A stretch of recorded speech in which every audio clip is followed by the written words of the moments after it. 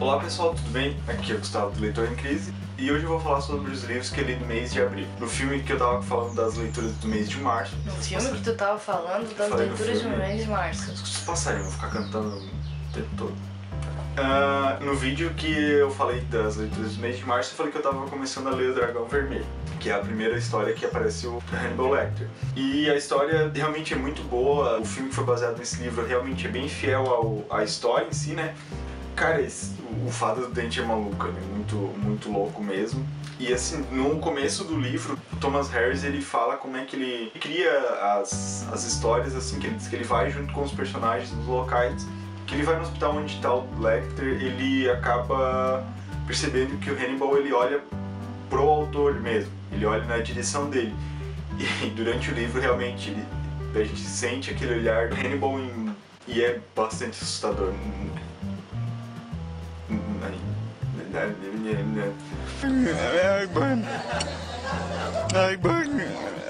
E agora o próximo livro dessa série é O Silêncio dos Inocentes, que também já foi adaptado para filme e a história parece ser muito boa também.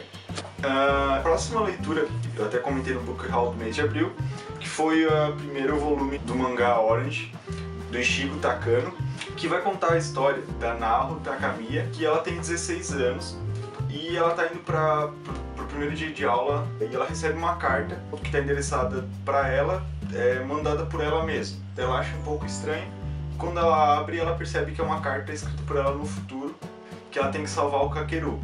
Então vai passando toda a história ali no colégio, contando que ela vai se apaixonar pelo Kakeru, só que na carta ele diz que ele vai se matar e nisso a carta vai dizendo para ela fazer algumas coisas, só que ela não tem coragem, ela não consegue não fazer essas coisas. Por exemplo, ela diz para não convidar eles a sair no primeiro dia de aula junto com eles, só que ela não consegue dizer não e dizer para ele não participar.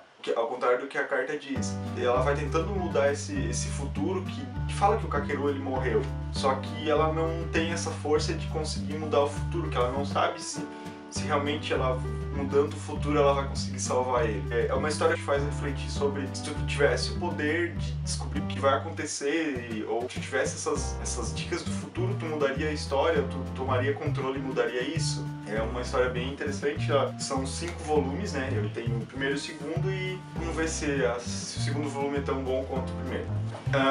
O próximo livro é o Gen Pés Descalços, é o volume 3, que é o Trigo é Hora de Brotar, do Keiichi Nakazawa. E ele vai continuar a história do Gen. No último livro eles tinham sido expulsos da casa da amiga da mãe do Gen. E vai contar a história deles voltando para essa casa dele, onde ele vai tentar achar uma forma de conseguir um emprego, de ajudar a mãe dele a cuidar da família. E ele vai trabalhar então na casa de um pintor.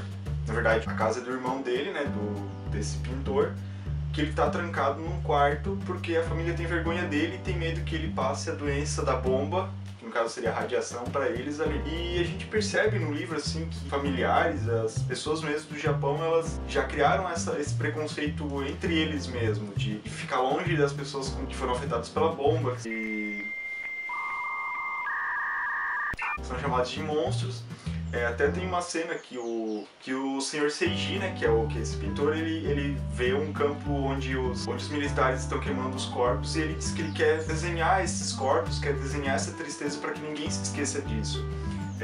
E essa é uma parte também, como é uma história autobiográfica, isso também aconteceu com o Keiji, que ele foi trabalhar com esse cara que ensinou ele a pintar, a desenhar. E também vai voltar a aparecer um outro personagem, o Ryuta, que é um rapazinho órfão, que é a cara do irmãozinho do Gen, e no fim eles vão acabar adotando esse menino. E ele termina com eles se reencontrando com o outro irmão dele, que é o Akira, eles voltando para Hiroshima com o trigo nascendo novamente, que faz uma metáfora que eles estão começando a se reerguer, começando a voltar a enxergar uma certa esperança no futuro, né?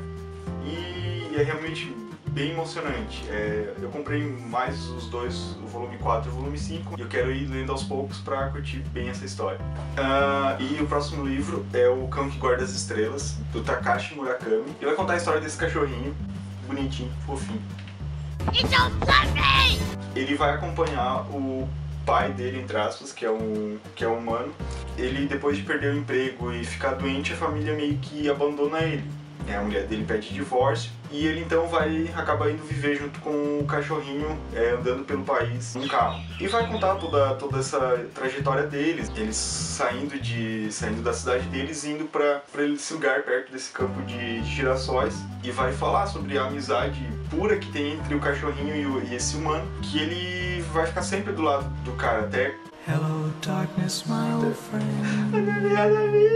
E assim, a história é bem tocante mesmo, assim, ela é um livro bem curtinho, dá pra ver que ele é bem curtinho. E da metade pra frente, então ele vai contar outra história, né? Ele vai contar a história do rapaz que encontra o carro onde tá o cachorrinho e o pai dele, no caso, né? E vai tentar descobrir quem são os familiares dele. Então, também tem a história do porquê que ele fica tão tocado pelo cachorrinho, que é companheiro desse homem. E assim, é uma história muito bonita. Eu lembro que, acho que, se não me engano, tem uma continuação, mas eu não sei se ela é baseada nessa história ainda ou se é algo diferente, mas recomendo que vocês leiam esse livro, bem emocionante mesmo.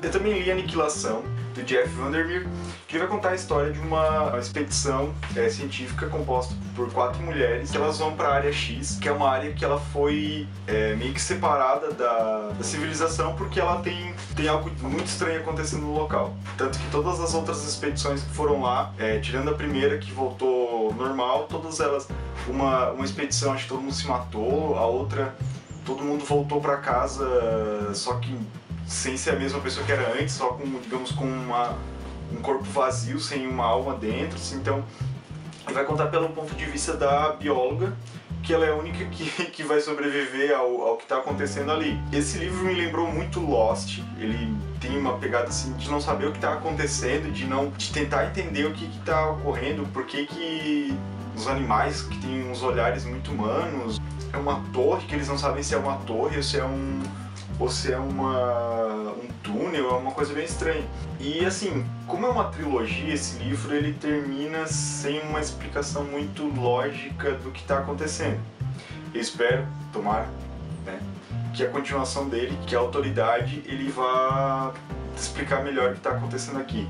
É uma bióloga, uma psicóloga, uma topógrafa e uma antropóloga. Que a psicóloga ela é a única que sabe do que está acontecendo ali. Que ela foi treinada para fazer com que essas outras mulheres elas façam o que elas estão preparadas ali. Tanto que a gente nem sabe o nome delas porque dizem que na área X nem os nomes são necessários. É interessante nesse livro ver que assim tem uma psicóloga e ela tem palavras de comando que hipnotizam essas mulheres. Então é interessante ver como que a bióloga ela acaba se tornando imune a essas palavras e fica totalmente livre do poder da psicóloga. É realmente um livro bem interessante. Eles falam que é um thriller de terror, só que eu não achei isso, só tem uma cena ou duas que dá essa sensação de um pouquinho de medo, mas é um livro bem interessante mesmo. Vou ter que ler a continuação para ter uma ideia mais definida sobre isso.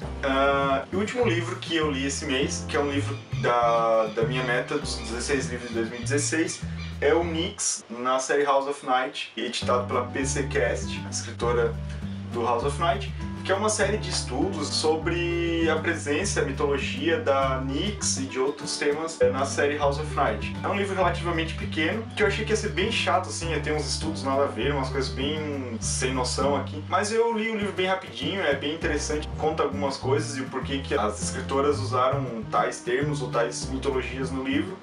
E me fez voltar a querer ler a série, que eu acho que faltam 4 livros para eu terminar, porque a série tem 200 livros, se não me engano.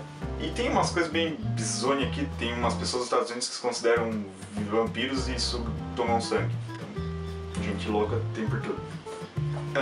Então era isso, pessoal. Esses foram os livros que eu li durante esse mês. Também teve uma HQ que eu li e consegui terminar, Guerra Universal, que vai falar sobre viagens no tempo e paradoxos do tempo, também é muito interessante, então procurem ali. Vou deixar a imagenzinha dela aqui na tela. Conte ali nos comentários quais os livros que você leu durante o mês de abril. Clique aqui para se inscrever, deixe o seu joinha e até o próximo. Tchau! 5 estrelas, favoritado. Não lembro. Dystopia. E era isso.